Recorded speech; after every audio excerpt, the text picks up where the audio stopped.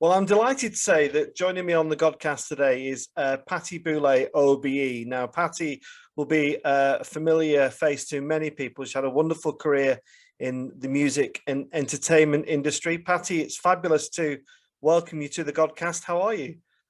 Thank you, Alex. I'm very well. Can't complain. Whereabouts are you? Where's home, Patti, these days? Oxfordshire, near Abingdon.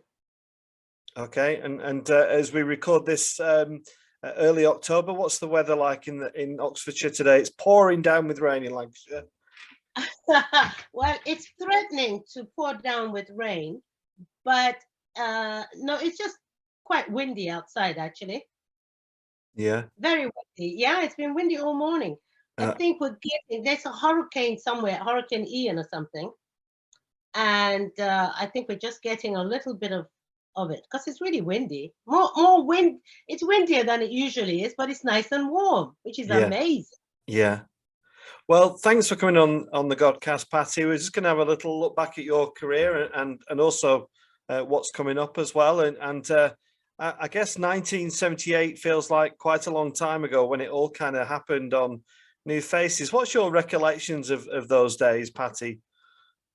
Oh gosh, it's kind of bittersweet, because when I went on New Faces, it was a week after I lost my brother in a plane crash, and so it was a great memory, but really sad in a sense. You know what I mean? It's kind of tinted with the plane crash. Yeah. How did you get through that? That must have been quite overwhelming for you back then. It was, but I tell you what, I got so angry with God for the first time. I was infuriated with him, and then I thought, how dare you? But of course, a few months later, I lost another brother. So you cope. I mean, to be honest with you, prayer is. My mother's like a prayer warrior, really. I was the seventh of 9 children. Yeah. So she had a lot of children to protect, especially when we were in a civil war, and we learned to pray. That's my first port of call, so to speak. But then, you worry. I worried, okay, I lost a brother, but I was thinking of my mother who lost a son. Yeah. But you lost two brothers in a very short space of time. Yes. Just when you say you got angry with God, Patti, how did that resonate? What was happening? Were you getting angry at other people, but through your anger to God? Were you just explain that to us? Okay. Well, actually, I've always had this relationship with God. It's a long story. During the civil war in Nigeria, I just saw so many dead bodies and so many terrible things that when we got home, my mother would say, God has a reason. Let's leave it in his hands. I never questioned that because I never questioned my mother. And so if she said God had a reason, God has a reason. And I've always grown up like that. Then I found myself in the UK, far from home. You had to book a phone call if you wanted to speak to family. You had to book the call literally 2 weeks beforehand. And by the time I get to speak to my mother, the problem is really gone by, quite honestly. And so I learned to pray. And I didn't only learn to pray, I learned to imagine the Lord Jesus right next to me all the time. And then I got greedy. Then I wanted Archangel Michael. I wanted all the ministering angels. I got greedier as the years went by. I asked for more and more. But yeah, I mean, to be honest with you, I don't know how people who don't have faith cope. I really don't know. Because life for me, finding myself in show business, something totally alien to me at the age of 16. It could only have been God, to be honest with you, Alex. Yeah. When I look back in my life, it's goodness and mercy all the way. How lovely. Incredible. What a lovely thing to say. No, it's been goodness and mercy all the way. Yeah. Because as you're dealing with the trauma of losing your loved ones, you're on the flip of the coin, you're experiencing absolutely massive success, aren't you? You become a household name, and you're on TV shows, and everybody knows who you are. Was that difficult for you to go from living in relative anonymity to becoming a very famous face on the telly? Oh, wow. Alex, this question's okay. I tell you what. After New Faces, I went off to Nigeria to my brother's funeral, after the plane crash. When I came back, they had aired the program. And it had such an impact, which I didn't even know anything about.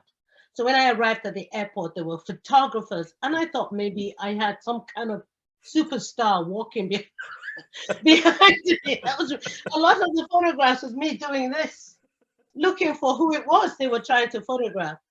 But I've always taken everything in my stride. My mother taught us something I think is important, and I tell my audience now. She taught me how to be a good judge of character. She said, always look at a person's spirit. Do not look at what they're wearing, what they do, how rich they are, how good looking they are. Because she said even the devil can have all these things. She said you need to tap into the spirit of the person. I don't know if that affected me one way or the other, but it's a terrible thing to say,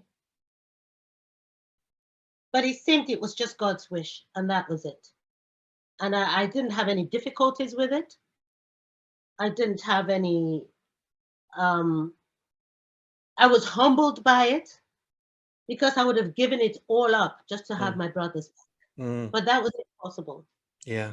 I would have given it all up. I'm always negotiating with God. I'm always promising. I can tell you this. When my husband Stephen and I got married first time, we got married in the registry office. I'm a Catholic, and I wanted to get married in the Catholic church. And I thought, okay, how this is never going to happen, because my husband was twice married before, and once in the Anglican church. And I just thought, okay, the Catholic priests said it's impossible. It's never going to happen. And I thought, why is it never going to happen? Why am I talking to the priest? Why don't I go directly to my friend, my creator? Okay, so I thought, all right, I fast. Oh, Alex, I fast every Friday, have done for as long as I can remember. That is my day with my God, with my maker. It's a prayer fast every Friday. It used to be 6 to 6, but now I do 6 to 4. Well, actually, it's midnight to 4 the next day. Yeah. I fasted for 10 years before the Lord answered my prayers. Because I said to him, if you could, when you forgive me, you will let me be married in the church. If you won't let me be married in the church, then I know that I'm not forgiven. 10 years. And do you know, for our Catholic blessing or Catholic wedding, we had a Monsignor, Bishop Howard Tripp, it's Monsignor Reynolds, Bishop Howard Tripp, and Canon Davis to officiate. And we had special dispensation from Pope John Paul, now Saint John Paul. So you tell me the Lord does not answer prayers. Well, you were certainly forgiven. Oh my, I'm telling you, not only forgiven, but oh my God, I can't, to be honest with you, I promised him all sorts of things. I don't remember. Do you know what I mean? Yeah. Lord, if you do this for me, yeah, I would do, I can't remember. So I spend my life trying to be good in case I make up for all the promises. I spend my life trying to be kind. That's nice. That's good. Always trying not to bear grudges, trying to always look at the positive, thinking, what did I promise my Father in heaven? Well, But whatever it is, he gave me the answers to my prayers. Incredible. So we got married in the Catholic Church. well, Patti, if we could box up and sell what you've just been talking about, the world would be a much kinder, generous place without any question.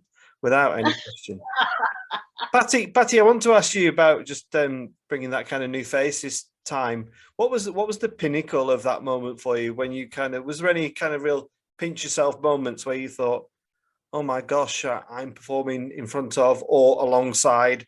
You know, what was the kind of the standout moments for you? Whoa. Okay. Oh dear. Alex, this is very embarrassing. This is so embarrassing. I have a policy of it is lovely to be put in position and to meet fantastic people. But it is even better to be grateful to the one who made it possible, if you see what I mean. Mm. But there's so many special things that have happened in my career. The Queen's Golden Jubilee was one of them. I was on the committee of 12 organizing the concert at the palace and the pageant. I mean, never in a million years. Exactly. Tell me, it can only be God. It can only. I tell you how it happened. I had decided that I was going to,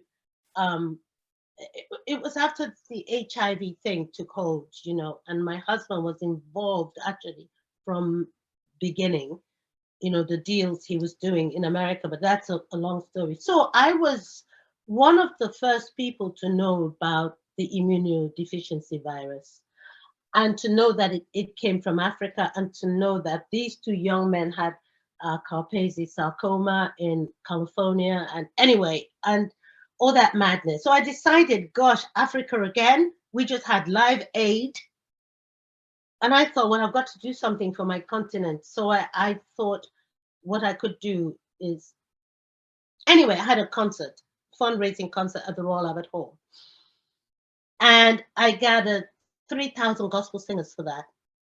And that was the first time that had been done at the Royal Albert Hall. This was 2002.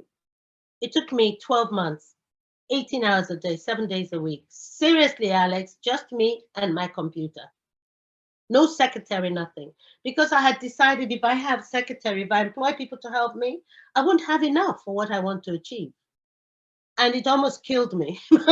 On the night of the concert, I had 12 members of staff from Buckingham Palace because I had asked permission to use the royal box and I was granted the permission. That's another story. Oh boy.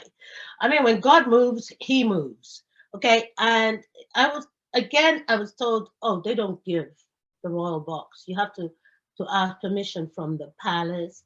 And this is an AIDS concert. And it's from, oh, Patti, no, that's never going to happen. So it took me 3 weeks to compose a letter, sent it to Major Sir Michael Parker and said, who do I send this to? The palace. And are the wordings okay? Is this the right approach? And he said, absolutely perfect. And believe me, when I was writing with prayers, okay? What people don't understand, anybody watching this, we have two manuals in life. We have the written manual, the Bible. Or whatever religion you have, it could be for you the Quran, it could be the Sanskrit, whatever, written manual. But we have the unwritten manual, which every single one of us have, the Holy Spirit of God right here. And that's one, I always tap into him. I always say to him, okay, is this right? Please help me here. Help me. This is pathetic what I'm doing, but with you in it, it will be absolutely perfect. And he never fails. I do the same before every show. And so I did that, sent a letter to Buckingham Palace and got a reply. Yes. And could we have tickets for members of staff, 12 members of staff. It was incredible. Mm-hmm. On the night, we had the Queen's GPS there, and he asked Major Sir Michael Parker, said, could she do this for the Golden Jubilee? That was the first time I'd heard they were arranging it. So Michael came to me halfway through the show, you know, during the break, and said, oh, so Robin Jamvrim he's actually producing the Golden Jubilee and wants to know if your choir would take part. I said, are you kidding me? They would jump at it. So I went out, beginning of the second half, and I said, listen, guys, we've all been invited to take part in the Golden Jubilee. If you can reproduce another 2,000 of you, there'll be 5 of us, great rounded, you know, 5,000 of us, rounded, lovely figure, and tell you, we did it. Unbelievable. And it was the next day after the concert, I got a call from Sir Michael saying, there is a meeting for the Queen's Golden Jubilee Committee. I'd like you to attend. I didn't think he meant as a committee member, but that's how I got recruited. Yeah. Incredible. Incredible. It really is. Patti, anybody who's listening to this will well, if they don't recognize it, then they're maybe slightly blinded, but you are clearly a lady who is about giving, and your charity work has been notable and it's been recognized. And just keeping on the theme of the royal family, you received the OBE. Now, goodness me, winning new faces is one thing, but being decorated with such an honor must have been incredible for you. Just tell us your recollections of getting that news and then actually receiving the award. Okay, that was exciting, I must say. My husband managed to keep that from me. I don't know how. And it was on my birthday, 3rd of May. I am having dinner. We went to see a friend of ours, an author who came into London, and we were having late dinner after her presentation. And it was midnight of the 2nd of May. And my husband said, oh, happy birthday. I said, oh, thank you. He said, I have a present for you. I said, oh, good. I said, a present now I can do with the first present of the day. He said to me, yeah, it's an OBE. So I said, what's that? Because it's OBE, it's not something it's not a present. Do you know what I mean? I'm thinking, OBE. I'm thinking jewelry, handbag, new designer, pair of shoes I hadn't heard of. So he said an OBE. I said, darling, what is that? What is it? He said, as the Order of the British Empire. I said, what, me? He said, yes. And I said, what? How did that happen? He said, I've been keeping it for 6 months. He said, I've been keeping the news from you for 6 months. It's been killing me. It was lovely. And I was so excited. And then on the day of the OB, of the investiture, I went to Buckingham Palace, and sometimes you don't know who's going to present it. Mm. And one of the distinguished man in brilliant uniform came into the room. There was, I don't know how many of us in the room. And he said, ladies and gentlemen, the royal that will be officiating your investiture today is His Royal Highness Prince Charles. I went, yes! And everyone looked around and laughed, because I'm so fond of Prince Charles. I have met him, I don't know how many times. Absolutely. Well, of course, he's now King Charles III. Oh my goodness, yes. So I got my investiture from the king. What can I say? No, absolutely. God is amazing, honestly. And it was for services to charity and to education, which is interesting, not to show business. Well, there's plenty of time for that. No, I mean, Alex, I must tell you, last week I was having dinner with one of my favorite holy men. He is the head of the Krishna Hindu religion. Okay, we met him by accident at the House of Lords about 9 years ago. I was asked to speak on spirituality, and my husband was speaking on spirituality and finance. And what do I know? This holy man arrives from meeting, what's his name, Obama in America, and is now speaking on spirituality before me. I'm going, are you guys crazy? I cannot compete with that. And he spoke for, literally an hour. And then I was introduced after him. I said, this is not good. This is pure torture, okay? So I started speaking, and I said to them, my speech is gone out of the window. Thing I have to say, His Holiness has covered. So I said, okay, I have to tell you how my faith led me in show business. And so I told them how I got into show business and how I was employed just to sing the Hare Krishna, Krishna in hair. When I was just demonstrating, like the whole room started singing it. And I thought, okay, I didn't know what because I wasn't invited by them. I was invited by somebody else. And His Holiness he liked my speech for some reason, for some crazy reason. And he also liked my husband's speech, which he says he uses a lot, We've been friends since then. And he came and blessed our grandson. Our grandson has, he's been baptized, but His Holiness was passed through London and came to our house to bless him. All my Asian friends are going, he doesn't go to people's houses. What do you mean he came to your house? Or what do you mean he's coming? I said, well, I don't know about you, but His Holiness came to my house, bless my son. And last week we were having dinner with him because he was passing through London. This is how incredible my faith has led me. It's just, I cannot tell you. I am not one of those. I'm not a Catholic who thinks, oh, it's all Catholic or, okay? Because I'm 7th of 9 children. And I know that each of us have different relationship with our parents. Therefore, as far as I'm concerned, it must be the same with God.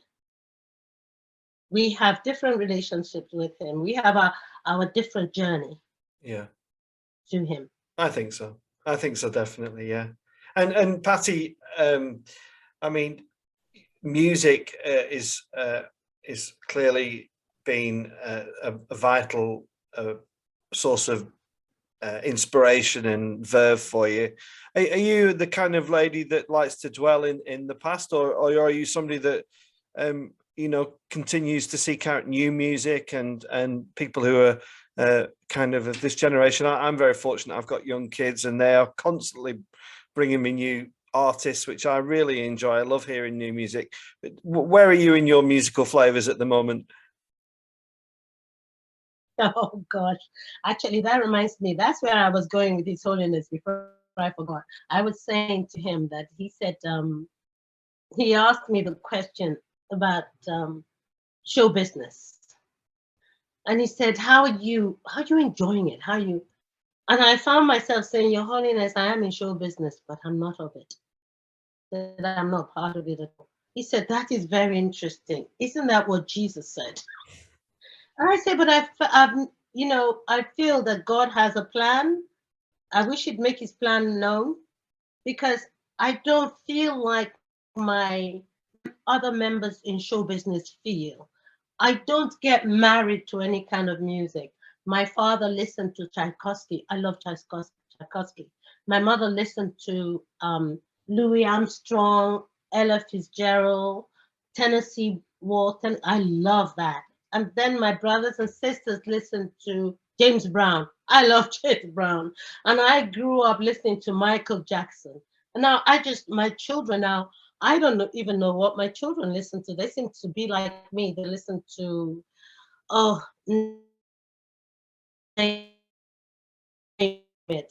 Presley, the modern music. And so I'm finding different, okay, to me, music is the fruit of the Spirit. Yeah, Absolutely. And I don't believe I always say to people say to me, you have to pinpoint. I said, no. I said, because this universe does not recognize trend. It recognizes the natural order of things. So I said, the natural order of things is that the music touches the spirit. And whatever music touches the spirit, it will touch me. I have been to Saudi Arabia. I love the music there. I went to sing at King Hussein's birthday party. I've been to Japan. I love the kabuki music. I do, because you want to understand the people, listen to their music. Yeah. And, So and does that resonate in your live performances, Patti? Is it a very eclectic set that you perform? Tell us what we would get on a Patti Boulaye night out. Oh my goodness. Okay, right now I'm doing a show called, I'm touring a show called I'm Coming Out. And I explained to the audience, I said, I'm coming out is because I've written my book and there are things about me you do not know. So many. I said, you hardly know who I am. You know, I'm a singer, but you don't know what makes me tick, really. I talked to them about the Civil War. I talked to them about my faith.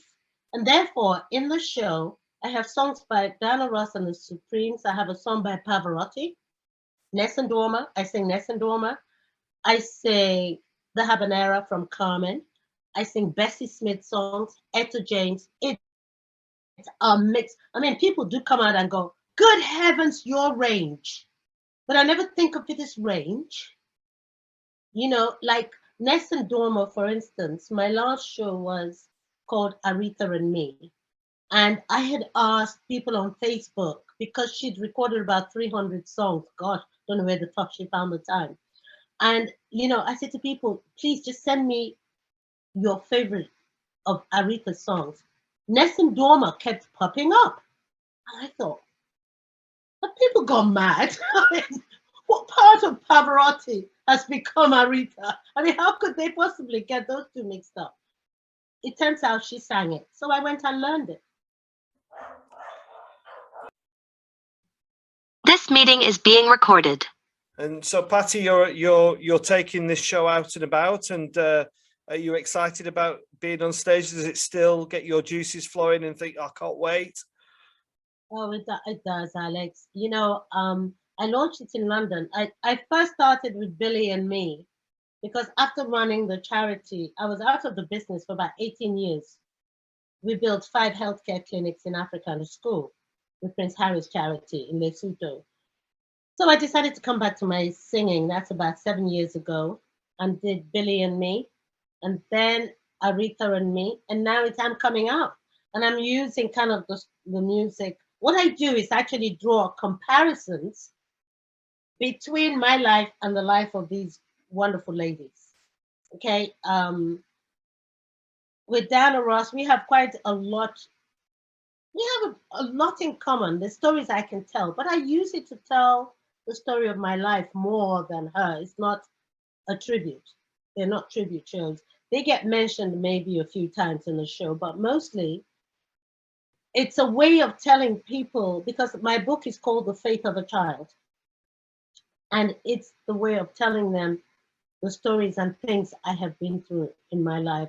So yeah, I love entertaining. It's like giving a public service. Do you know what I mean? I have always felt that when I'm on stage for 2 hours or whatever, my job is to take people out of their, like a therapy, whether I make them cry, laugh, dance, sing, which I try and achieve. It just takes them out of the everyday problem in life, which is why I've never ever missed a show. Yeah, wonderful. I've enjoyed this so much, Patti. Just bringing the music thing to an end. You know, and kind of terms of Christian songs, are there favorites that you have? I mean, one of my favorites is we celebrated Francis of Assisi yesterday. Is Make Me a Channel of Your Peace. It's just such a beautiful hymn. Have you got a few favorites? Just share with us a few of your favorite Christian pieces. Too many. I got in my show. I sing Amazing Grace. Okay, at my mother's funeral, I sang how great thou art. I love Be Still for the presence of the Lord. You know, it's moving. Oh, I love that. That usually makes me cry. That gets me going. Abide with me. I love Abide with me. God of all faithfulness. I recorded those two actually with the male Trioki choir in Wales many years ago. Yeah. It's beautiful. Those were two of my mother's favorites. So there are a lot of hymns. I have to tell you about Amazing Grace. I'm sure you know the story of Amazing Grace, which I tell my audience because Amazing Grace was credited from the slaves during the transatlantic slave crossing, slaves from the Calabar region of Nigeria, which is where my mother was born. They have beautiful melody from that region. And John Newton, who was a captain of one of the slave ships, was so moved by the melody of, the slaves humming this melody in their distress that he wrote this beautiful lyrics to Amazing Grace, which is, incredible, Yeah. And I tell the audience, the history, everybody comes, go, we didn't know that. I said, well, I take pride in it because it's credited to where my mother came from. And they do have quite similar melodies, so yeah. Fabulous. And this show and your book, are you coming to the north of England? Have you got any dates before or after Christmas in the north that you can share with us? Well, I have actually, we've got a few bookings. Oh boy, Alex, I wish I got my list in front of me. But we have next week on the 12th of October, we're in Runcorn, which is, where is that? It's near Liverpool. Near Liverpool, thank you. I've been John Jessup on Merseyside Radio. I've been interviewed. He's such a great guy. And they've been interviewing me quite a lot and repeating the interview to promote the show. So it's wonderful. Yes, I'm coming to Runcorn. And as I get older, I try and keep down south. Because they're traveling. But yeah, we do. We've got some dates coming up next year. Yeah, Patti, I've really enjoyed chatting to you. I just want to, I'm interested whether you've been to the Holy Land or not. Have you managed to visit that amazing place in your lifetime? I have not. It's, oh God, thanks for reminding me. Life just carries on. I always wanted to go to the Holy Land. I always wanted to go to Rome. When Pope John Paul came to England to visit, my husband and I thought, he was at Wembley. We thought, I said to him, we'd never get anywhere near anyone there. Nowhere would we, And we thought, okay, we'll just drive. Because I said to my husband, I just want to see him. If I could just get a glimpse of him, I'll be fine. And we arrived, my goodness, yes, there was nowhere to park. We parked miles away, we walked. And just as we were walking towards Wembley, he was coming down in his motorcade. Oh, Alex, something happened. Something happened. I was speechless. I was crying. It was crazy. And I thought, and then I turned to my husband, he was doing the same.